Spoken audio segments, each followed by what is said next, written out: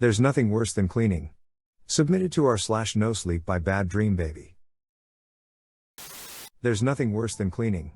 I know that it's in fashion at the moment to keep your surroundings minimalist, and in fruitless attempts to better myself I've even dipped into watching episodes of Tidying Up with Marie Kondo. The truth is I enjoy existing amongst my own stuff. Some would label me a hoarder. I'm not a fan of that word. I like to keep mementos of occasions, sure, and I'm unable to throw away clothes I haven't worn in months or even years, but you never know when old fashions will become relevant again. In a way, I'm saving money by not throwing them out and repurchasing the same style in 10 years' time. I moved into my 3-bedroom house about 20 years ago now. It was a new build on a modern housing estate. I never thought I'd be able to afford a house of my own, but with a bit of help from granddads, I found myself in a friendly neighborhood surrounded by families all moving into shiny new houses like mine.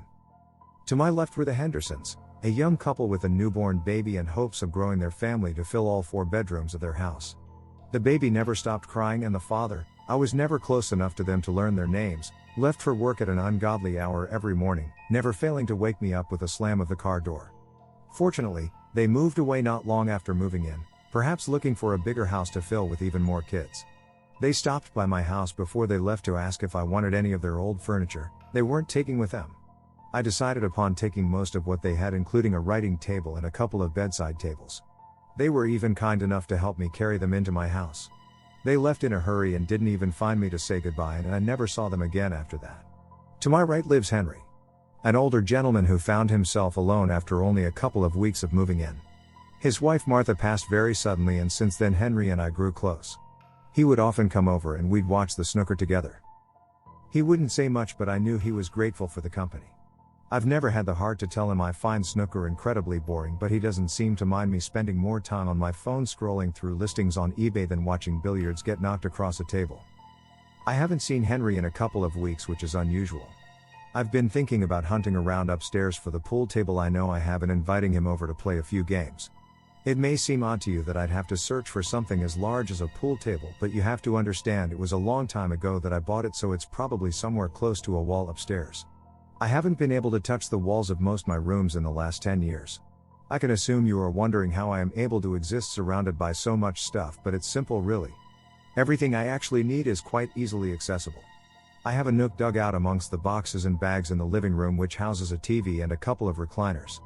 Upstairs in the 1st bedroom on the left I've done similar, with a bed nestled amongst a few piles of old Beano magazines and some second-hand gym equipment that I bought for a cut price when the local health club was clearing out their old machines. As for food, I don't eat all too often, but I've found it far easier to just grab a takeaway than have to cook anything. I haven't actually been in my kitchen for at least the last 5 years, not of my own choice. I think the tower of boxes housing my collection of board games finally collapsed and has wedged itself behind the door, so I can't open it. No problem, plenty of space left in the house, and it also meant I didn't need to worry about the buildup of grime all over the counters and the leaking fridge where I hadn't taken the rotten vegetables out for God knows how long. Henry has often suggested that I have a clear out of my stuff. He says it would make room for new memories to be made. He's a sentimental old bugger at times, not that I'd say that to his face. I remember going over to his once not long after Martha's death. I couldn't stay long, the rooms felt huge and empty. The only real items he had were photos strewn around the place of himself and Martha on various holidays through the years. He probably regrets it now, all those years, and now she's gone and he has nothing, no stuff that he can say he owns. And on top of that, he says my place is beginning to smell funny. I get it, honestly, different horses different course and all that, but what's the point in life if you can't look back at the physical items you own? Some people will say I don't use what I have, so what's the point in having it? Henry commented on the gym equipment in my bedroom once, saying I couldn't use it because of all the mess around it and suggesting getting fit could be something for me to focus on. I don't think he realizes I already have enough to focus on, such as the 10 auctions that are ending throughout today. If I miss any of them, I could lose a bargain. Yesterday I won a mint condition set of Muppet stamps from 1985 for 89p, a fine addition to the collection in my 2nd bedroom. Anyway, I apologize for getting distracted. The knock at the door is often the peak of my day, and for good reason. I love unpacking my purchases and housing them in their new home.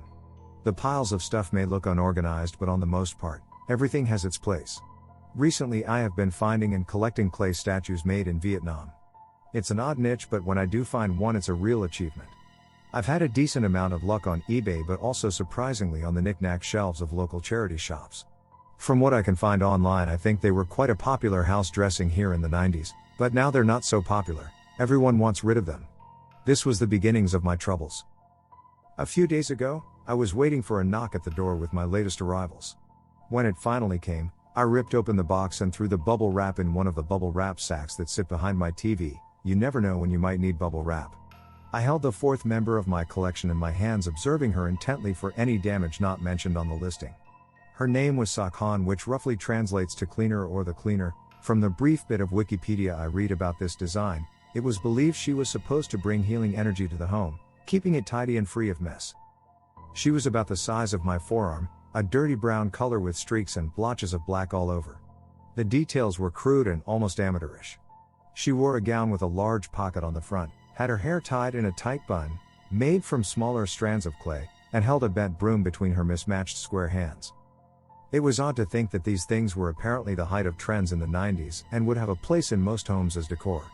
I decided to leave her along with the others in the collection on the floor next to the TV, that way when I had them all I could pack them up together and slide them away in the downstairs bathroom, which is where I kept most of my collectible figures and busts.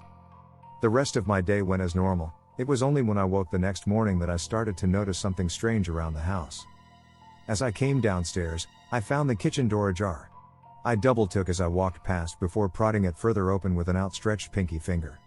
It opened as smoothly as the day I moved in, and to my shock I could quite clearly see not only the now clean fridge and counters but also the walls.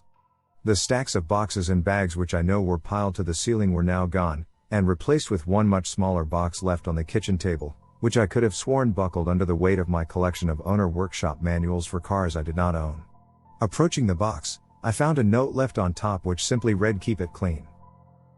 Looking around the now empty kitchen, I could feel my heart pumping in my stomach. It felt like my very reason for being had been sucked from beneath me. The board games, the manuals, I'm pretty sure my collection of cassette tapes resided in here too. They were all gone. I looked out the kitchen window expecting to see a pile of boxes and bags on the street outside, but there was nothing. Returning to the box, I ripped it open to find a handful of items. A cassette my dad had given me of No More Heroes by the Stranglers, a crusty-looking box of Monopoly which I'm pretty sure was also from my childhood, and a book of photos from a family holiday. I felt my heart sink even further as I sat down, my mind running over all the things that once lived in this room but had now vanished. This had to be the work of Henry. My fists were clenched tight as I thought about how someone I considered a friend would do this to me after I had sacrificed so much of my own time to compensate for his dead wife. The rage built inside me until I finally listened to my more reasonable self. Henry was a pensioner, frail and old.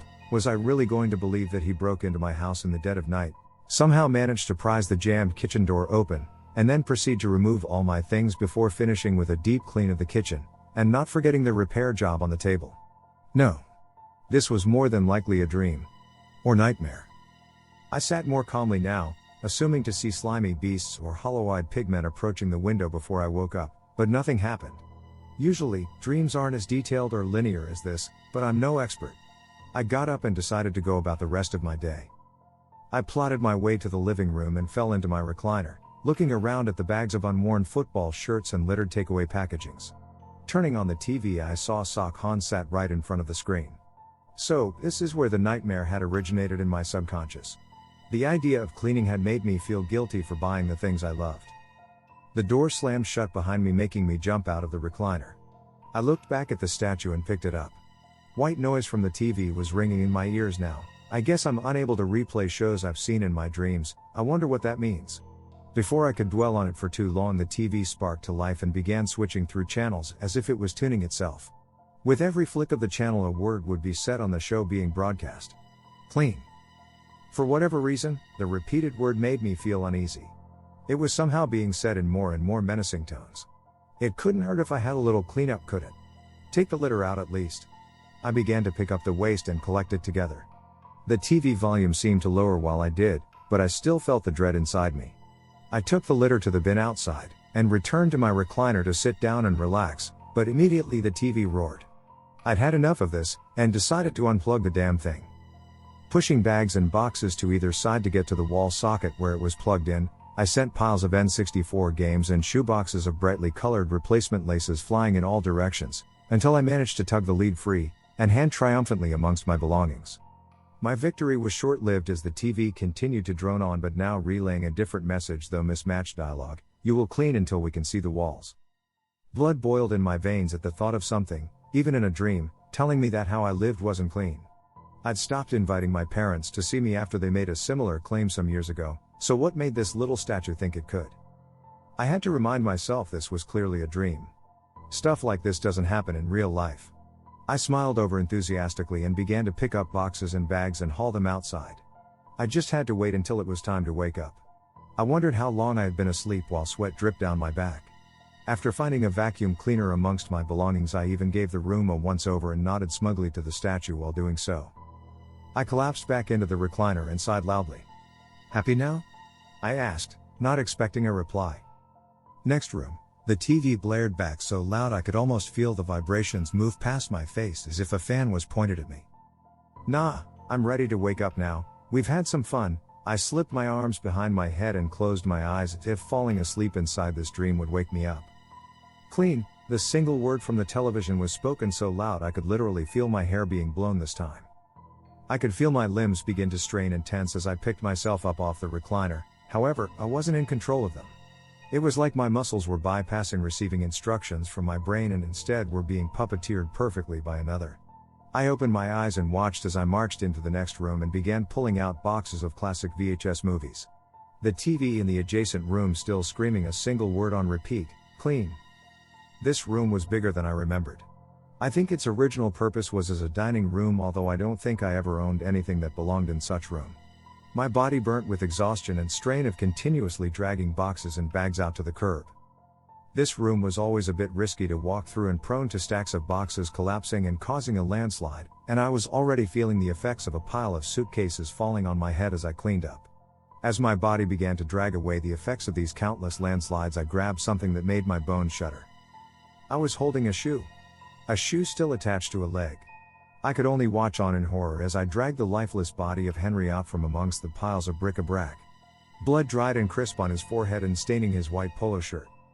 I heard screams and was helpless to react or explain as I dragged him onto the curb with the rest of my belongings.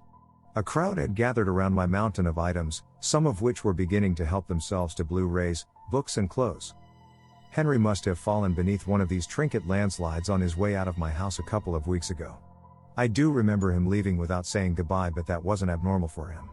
I'd been living with his body without even realizing. My hands were starting to crack and bleed now as various cleaning products and bleaches caught beneath my nails. I was helplessly scrubbing the floor when the police arrived. An attempt against my will to clean the blotchy red stains from the cream carpets. It surprised me how clean the floors were, considering I hadn't seen them much since moving in. The house almost resembled a model home now. All of my stuff was gone. I couldn't speak when the police arrested me, although I tried my best to do so. They questioned me about Henry, but I was still trapped in Sokhan's trance. I'm honestly still just waiting to wake up. A few hours into questioning and new names were brought up. Adam, Leanne, and Alex Henderson. Apparently, the bodies of a man, woman and child were all found upstairs, crushed beneath a writing table and a couple of tons of stone decking tiles, which I had been keeping in case I ever wanted to have an outdoor seating area. The good news is I have finally started to be able to talk and move again, but the only word I can say is clean, and the only movement I can make is that of a broom sweeping. These psych ward floors had never been so clean, however. My doctor told me it would be good to write my story down so I can come to terms with what has happened, so that is what I am doing now. In one of my allotted computer breaks, don't buy trendy 90s statues from Vietnam.